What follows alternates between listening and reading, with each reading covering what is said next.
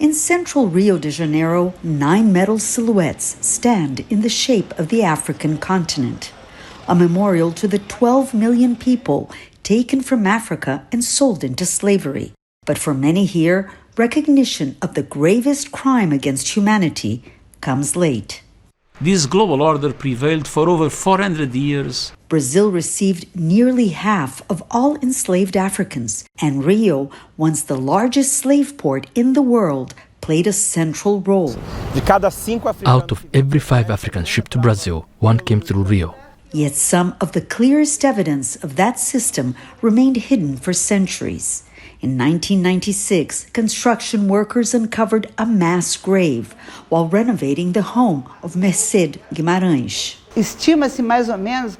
There are at least 40,000 bodies under our feet. Most were children and teenagers who died on arrival and were dumped here. She turned her home into a research institute, a site of memory, built largely without state support.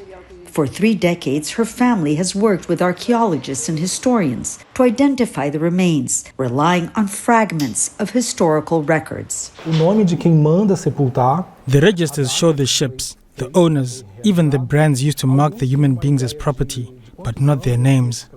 Brazil was the last country in the Americas to abolish slavery. Less than 140 years later, its legacy remains deeply unequal. More than half the population is of African descent, yet disparities in income, housing, and opportunity persist. I'm in Morro da Providência, Brazil's first favela or slum. It was built by enslaved people as soon as they were set free, but had nowhere to go, no land, no jobs. More than a century later, the scars of slavery and inequality here are very much visible. Across Rio de Janeiro, around 1 million people live in favelas, communities shaped by that history. Black Brazilians still earn significantly less than the white population and are disproportionately affected by poverty and violence. For residents like Cosme, the legacy of slavery is not abstract.